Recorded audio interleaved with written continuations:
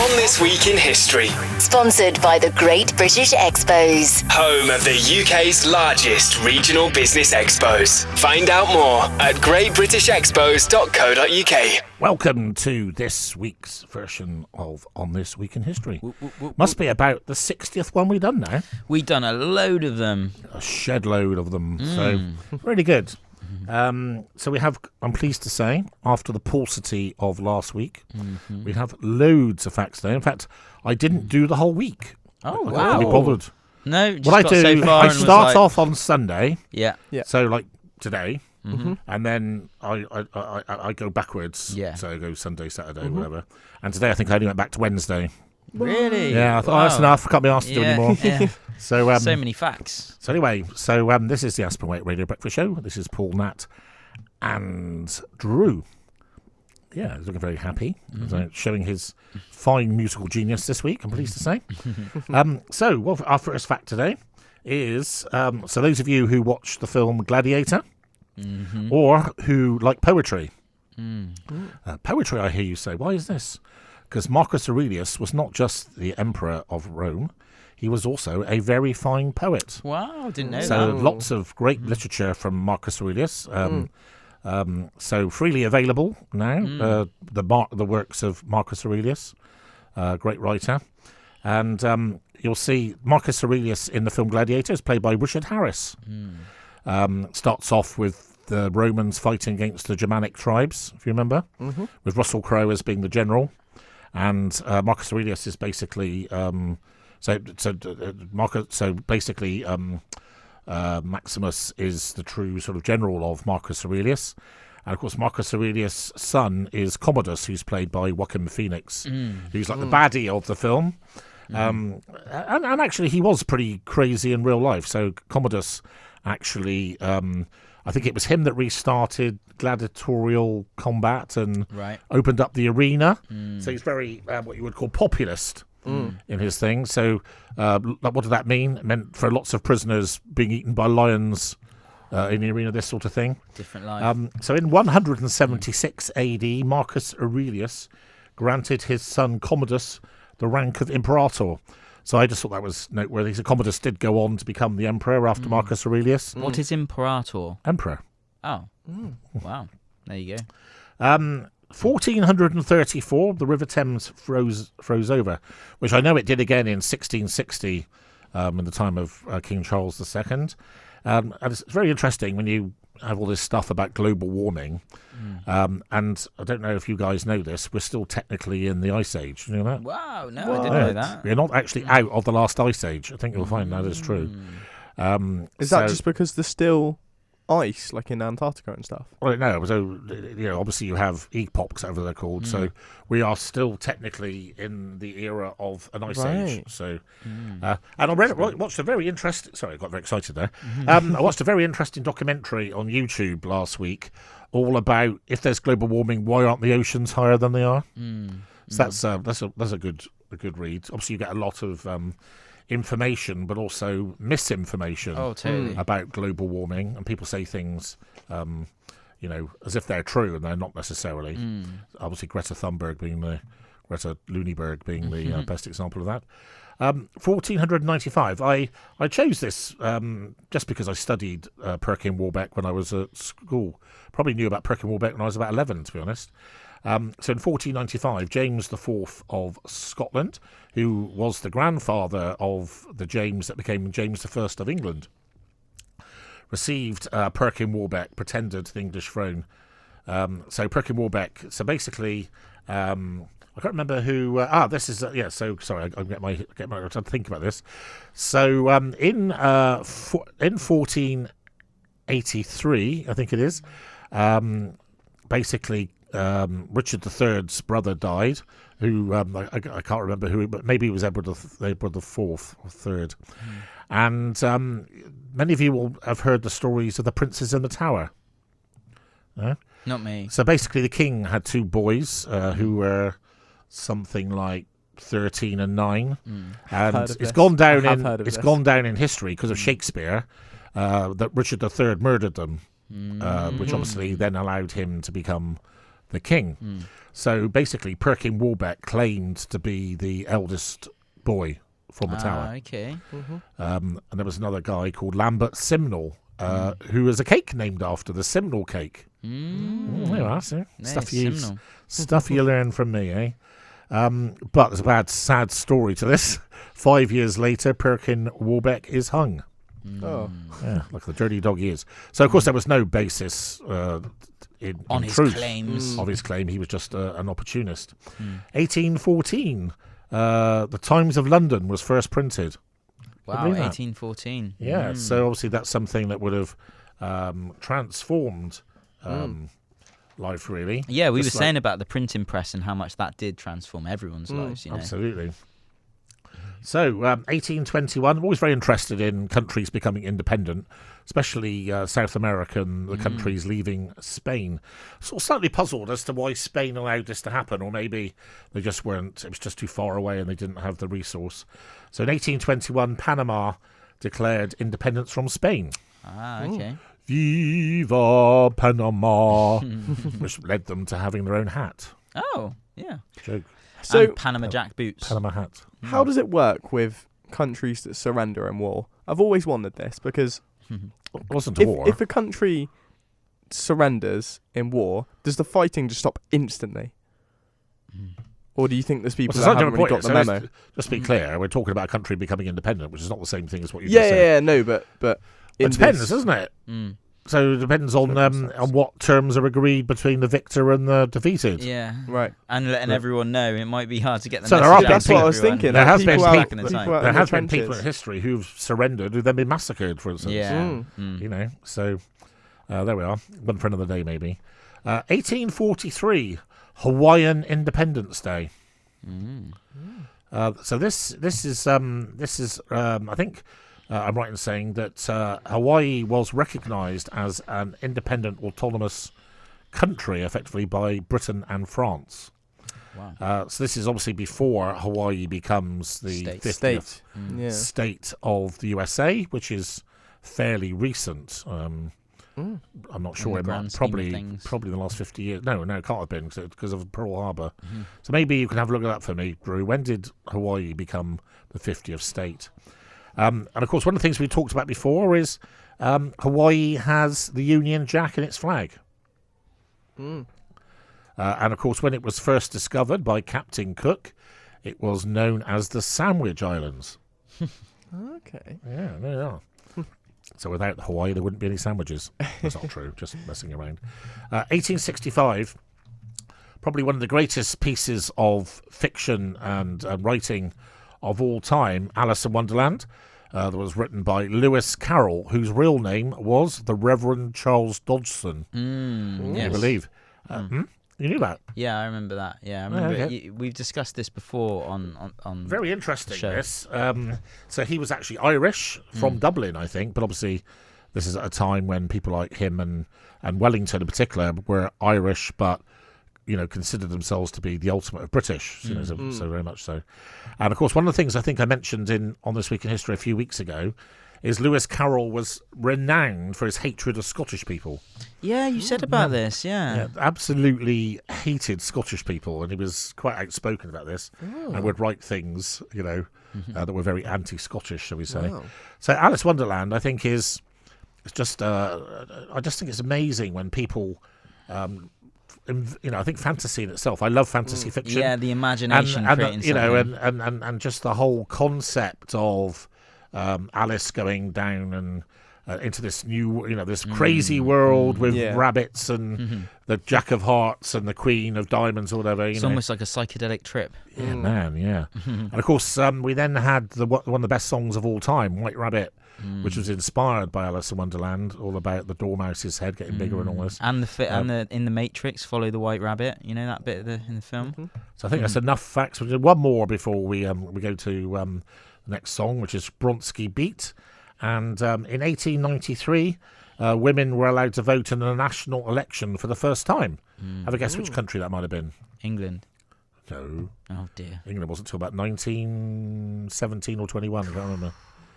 New Zealand. New Zealand. So New Zealand okay. were the very first country to allow women to vote, and this was in 1893. I'll just say as well, Hawaii, 21st of August 1959, that they became state in America. Oh, so I was right there. 21st of August, So that puzzles me because the U.S. naval base was in Hawaii, which is why the Japanese attacked America in 1941. Right. So when they attacked Hawaii, they weren't actually really attacking USA, were they? No, bit strange. So I have to find out what status they had. Anyway, so we've got Bronski beat, and then we'll see you for the second part of On This Week in History. On this week in history with Outstanding Paul. Welcome back to the second part of On This Week in History. It is Sunday, November the 28th, and this is Professor Paul, I don't know. Yeah, thank you. Anyway, so 1905, a party that, one doesn't like to be too political about this. I don't know if it is political, it's more nationalistic. So 1905, Arthur Griffith formed Sinn Féin in Dublin, so Sinn Féin being responsible for nationalism in Ireland, still a very active party to this day. In fact, they've grown in popularity. They are a party in both the Republic and in Northern Ireland. Currently have, I think, about 7 seats. One of the things that's true of Sinn Féin is they never take their seats. So they've never ever turned up and voted in Parliament. Oh, okay. Ever. Oh, right. In Okay, so history. they got seats, but just never go in. Yeah. 1912 is Ismail Kamali declared Albania independent from Turkey. Albania's, or as I like to call it, Albania. Because of Captain Corelli. So if you watch Captain Corelli, Nicolas Cage refers to that he said, we are in Albania. Albania. There was a big war between Italy and Albania prior to the Second World War. Right. Italians, not very good at fighting, struggled to beat the Albanians. Albania's a country I've only ever seen sitting on boats, having been to Greece something like 20 times, and got very close to Albania because they're obviously close to each other. Never actually been there. So I'm sort of fascinated by Albania. Are they all very white over there? So, Well, you say the albino, like when there's no connection between that country and that condition? Albania and albinos are two completely separate things. Okay. Man. Damn. It's like block and black, or in your case, blockhead. Yeah, showing my witticism there. They're not. 1916, the first ever German air attack on London. Sad day. It's quite an interesting day. 1919, so a little bit of a On This Week in History of firsts today. So this is obviously very soon after. So it must have been 1917. I must have been right first time.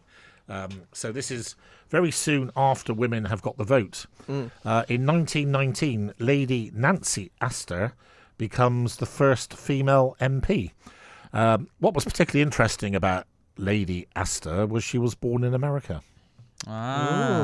So she was American, but became the first lady to become an MP, which is sometimes quite a progressive thing, I guess, for the time. A country that I'm fascinated by, which is why I've picked the next fact. I don't know why.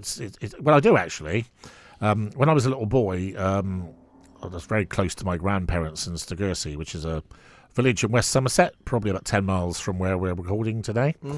And my grandparents had the next door neighbour was a guy called Willie Webber, who was a lovely man, was a bit like my sort of second granddad. And he didn't have any children of his own, and he used to let me have this wonderful collection of books he had, which would go right back to like 1910. Wow. So I used to have like 1920 annuals and things that I used to read. And one of the books he gave me was called something like Children of the World. You may realize that this is written like in 1920 or something. Yeah. And so there's like one chapter about pygmy children, one about Eskimo children. I remember you saying about this before, actually. And one of the chapters, which is always, I don't know why, it's like we're talking, weren't we, yesterday about certain people you have a spiritual connection with. Yeah. For some reason, this country just has never left. It's Mongolia. You might think, what an odd country to be interested in. So in 1924, the Mongolian People's Republic was proclaimed. And of course, what's quite interesting, going back into history, is technically the Mongols were, of course, the dominant Yeah. power in Europe. I want to look into it because I don't know what happened with Happened that. to what? Like how they were such a dominant power, but now, how it just disseminated into, not being such a big power. Well, I don't know enough about this to do justice, and as we don't have hours, on This Week in History. What I can tell you, of course, is, as I think you know this when I tell you, is Genghis Khan's grandson was called Kublai Khan, yeah, and he became the Emperor of China. Yeah. So that is the answer to your question. Yeah, so he became the Emperor of China, but that, got bigger, but Mongolia don't have anything to do with China now, do they? To do? Do they? Yeah. Oh, wow, I didn't know that. They're integrated, aren't they? I did not know that, no. Yeah. Oh, wow, so it's still integrated now, okay. Yeah. So I think that is the answer to your question. So Just effectively, integrated into the culture. Mongolia, if you like, Mongolia and China became one when Kublai Khan became the Emperor of Right. China, Yeah. And just therefore stuck they've been. since then. Yeah, so Interesting. very interesting place, Mongolia. Huge country, one of the lowest number of people per Population per square mile in the world. I always find the people Amazing very horses. fascinating. They're into making strange, like milk, alcohol stuff, and Oh, yeah. cheese and all sorts of. Hunting odd with things. eagles and... It's a place I just would love. I'd love to sit, go to Mongolia and just Yeah. sit down in an armchair looking at the mountains for 4 Grasping weeks the or something. culture. Yeah. So, yes, very interested in that. 1933, the Dallas grand jury delivered a murder indictment against Bonnie Parker and Clyde Barrow. So you've heard of Bonnie and Clyde? Bonnie and Clyde. Or the song for Georgie Fame. Bonnie and Clyde. Ever heard that song? Number one No, I haven't in the heard 60s for Georgie Fame. Of course, in the movie, Bonnie Parker was played by Faye Dunaway, and Clyde Barrow was played by Robert Redford in the film. So it's been very sort of romanticised. Where, of course, they were actually really ruthless Were they murderers? gangsters. Yeah. They killed lots of people. Yeah, they were. They were, pretty low life people, and they've somehow or other they've gone down in history, in a rather romanticised version. So I think last fact I'm going to do, although we're only in about 7 minutes in the second part, is in 1934, Winston Churchill tells Stanley Baldwin, who was the Prime Minister at the time, Stanley Baldwin being a Conservative, at this moment in time, Winston Churchill was simply a backbencher. He wasn't in the cabinet. He very much had fallen from grace after the First World War. And of course, he, I don't know if you know this, he joined the Liberal Party for a number of years. He was very friendly with Lloyd George. Lloyd George knew my father, father knew Lloyd George. You know that song, do you? No. When we used to play rugby, we used to sing that all the time. God knows why, because it's an incredibly boring song. So in 1934, Winston Churchill, very much ahead of his time, he told Baldwin not to underestimate German air power. And then, of course, we then entered a period of what we would call now appeasement for 5 years before eventually the Germans took the matter out of people like Chamberlain and Lord Halifax's hand by invading Poland, having previously annexed the Sudetenland in Czechoslovakia with the consent, effectively, of the British, because we were basically too scared almost. We didn't want another war, and I think you could understand that. So Winston, and obviously this, it's his time came, and then obviously from 1934, eventually in 1940, he became the Prime Minister. So I hope you enjoyed that second part, and next we're moving on to a song from Fort Minor, and remember the name. On this week in history with outstanding Paul. So welcome back to the third and final part of On This Week in History today. What are we doing that for, Drew? I was just being We're just being a bit gloomy, talking about the situation, the tension. Nathaniel's got very interested in the sort of Belarusian migration issue with Poland, and the Polish Prime Minister, I think it was this week, and Nat showed me a video of him basically saying how serious the problem was. We were talking about, how realistically the situation could escalate into some kind of war situation, which is definitely a possibility, but not outside the scope of our On This Week in History today. So, 1940, a bit of a local fact for you. For the very first time, the Luftwaffe bombed Bristol. First time they bombed Bristol city centre, and they killed 200 people.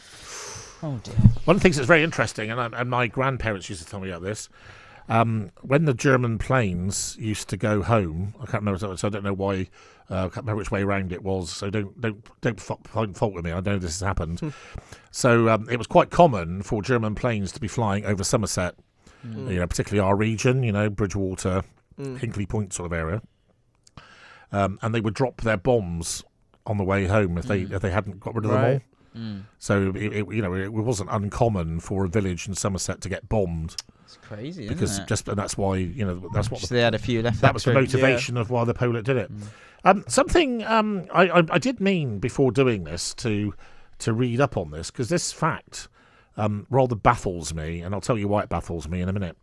So in 1942, the French Navy at Toulon scuttled its ships and subs so the Nazis couldn't seize them. Now, the reason I just don't understand, I can't make any sense of this, is somewhere around the same time, maybe earlier, and this is maybe almost infamous, you might call it, an infamous moment in history.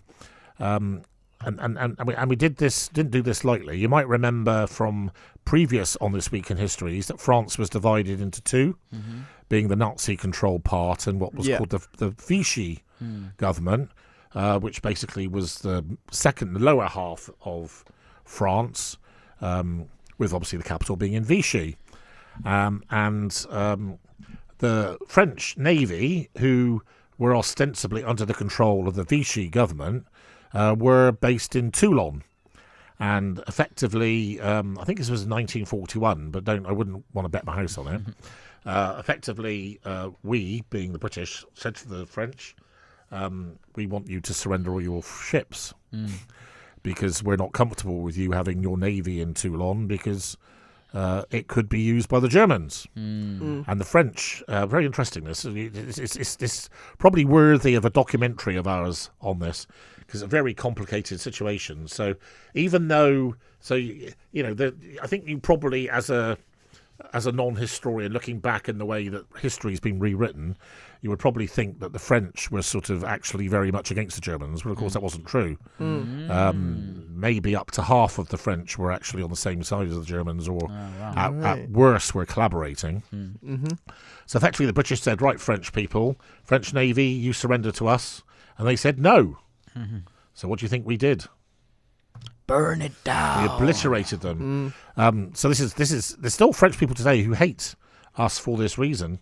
What? So basically the British Navy basically blew the hell out of the French Navy, and many French sailors were killed. So I'm going to have to do for next week. I'm going to have to come back, and so I can't quite reconcile the British doing that with this voluntary action. So you'll have to bear with me, listeners, and I'll have to come back to you on this. This is an interesting little fact for Nathaniel, who likes his football. I'm very much, when I was a littler, Paul, I was a real football historian. So I had football programmes going back to FA Cup finals in 1920. Okay. And again, I used to read books about great footballers of the 30s and 40s, and so I can tell you probably more about football pre-1960 than I can today. And of course, England, until probably maybe the late 50s, very much saw itself as the preeminent football team in the world. Right. And we didn't actually play in the World Cup. Right. I think until maybe, if I had to guess, something like 1954. Because I want to say Uruguay used to win it quite a lot, didn't they? The first ever World Cup was held in Uruguay. Yeah. And Uruguay won. Yeah. The first, Thought and then so. they won the second time. So Uruguay, but England didn't take part in the World Cup. Ask yourself, it's a bit odd looking back. You think, why was that? And it was basically because we thought we were too good to be there. Right. And this is why. And as part of that, in 1946, England beat Holland 8-2. Right. But then this is as a football historian, you could argue one of the most famous matches in history. So you got to bear in mind, as England, thinking that we're too good to be playing anybody, we take on Hungary at Wembley. And this, again, it wouldn't mean anything unless you know a lot about football. So this is the Hungary team led by Ferenc Puskás. Yeah. One of the greatest players of all time. He played for Real Madrid. And the score was England 3, Hungary 6. And this sent shockwaves through the world because obviously, England weren't supposed to be losing and they got absolutely trounced. Yeah. Hungary played a style of football which was never seen before. Right. Very stylish, dribbly, sort of very pass-minded, whereas the English approach was very direct. Right. If you like, more sort of to do with bravery and great heading and all this sort of thing. Yeah. So anyway, just a little thing for your footballers out there. 1970, 1.5 inches of rainfall came in a minute in Guadeloupe. It was the highest ever rainfall in 1 minute in history. Guadeloupe. Can you imagine that? 1.5 minutes in 1 minute. 1.5 inches in 1 minute. It's amazing. Very interesting fact. This all ties in a bit with the Sinn Féin fact. So the IRA, provisional IRA, so IRA standing for the Irish Republican Army, that would probably be best described as the military wing of Sinn Féin. They assassinated Ross McWhirter. Now, that probably doesn't mean anything to you. Ross McWhirter was one of twins. I can't remember the name of his twin. And the McWhirters were very prominent on television. They had their own TV series, I remember. Right. It was something to do with quizzing or, knowledge-based.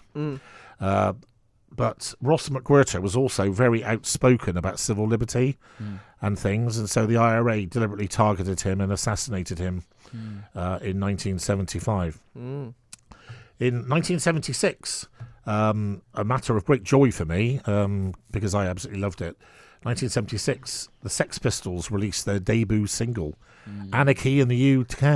It's coming sometime, because maybe... That's the day. I just think it's a very irreverent song, obviously, and quite simple, but actually I still think it's brilliant today, and I still think it stands the test of time myself.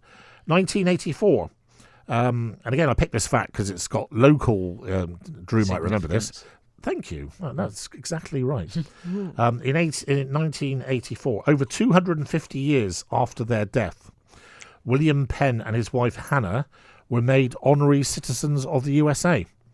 William Penn, who of course was English, and of course it's because of William Penn that Pennsylvania is called Pennsylvania. Whoa, I didn't know that. William Penn is named, so Pennsylvania is named after Penn. And if you go to, as I've told you before, Drew, if you go to Wells, which I know is a place you like as well, and you go to the street just before the Bishop's Palace, do you know where I am mean there? Yeah. There's a blue plaque by a pub, and it says William Penn spoke here in, whatever it was, 1743 or whatever it was. So William Penn was effectively the reason that most people went to America was to do with religious freedom. So he would have been a sort of a preacher, I guess, of sorts. 1990, an infamous moment in Conservative Party history. Probably even as bad as the shower that are around today, if I'm allowed to say such a thing. The Tories chose John Major to replace Margaret Thatcher. Margaret Thatcher being, I think, one of the greatest British people of all time. Not everyone agrees with me on that, but I was a huge fan of hers. Maybe could have done with some PR, but nonetheless is true. I remember John, at the time, thinking that John Major was going to be a great Prime Minister. I remember watching a documentary with Ken Livingstone basically saying, John Major is a bit of a wolf in sheep's clothing. And so it turned out to be. Turned out to be true. So, yes, so John Major, against all the odds, defeated Neil Kinnock in the next general election, which was completely not, so at the bookies it was like 3-1 on the Labour were or whatever. And John Major was famous for standing on his soapbox and giving a speech in the middle of the street. 2015, someone I've grown to respect, having not respected him too much before, Tyson Fury. I used to see him as a bit of a joke, sort of a gypsy, non-serious sort of bloke. But and again, Klitschko and the Klitschko brothers, but particularly Vladimir, I wasn't sure I really gave them their true recognition. And I think Vladimir Klitschko proved himself not only to be a fantastic champion, he was champion of the world for 9 years. I also think that one of the marks of a great person is how they react to defeat, for instance, and how gracious they are, etc. And I thought he was amazingly gracious in this defeat. So this is really Tyson Fury really announcing himself on the world stage and beating Vladimir Klitschko and becoming the world champion. Have you seen the clip of Tyson Fury talking about because he used to do training with Klitschko a long time before their fight, and to use it as like a mind game, he says that they went into the sauna and like after a boxing session or whatever, or a training session, they all went into the sauna, and Tyson knew it was a game plan from that moment, so he stared at Klitschko the entire time, right, until everyone had left and it was just him and Klitschko left, and he knew whatever happens, I'm not leaving this sauna before Klitschko leaves. And then Klitschko left before him and he thought, I've beaten you now, and he was saying this in the press conference. Wow. So interesting. We're nearly going to 12 minutes here. Final fact, people I don't like, I have to say, 2017, Harry and Meghan Markle of Suits fame, so that's how she should be judged, I think, announced their engagement. So I don't think it seems to be any doubt that Harry loves Meghan, but probably not the finest thing in royal history. So that was On This Week in History today. Hope you enjoyed that. Lots and lots of things. Next we have a piece of classical music from Bach. On This Week in History. Sponsored by the Great British Expos. Home of the UK's largest regional business expos. Find out more at greatbritishexpos.co.uk.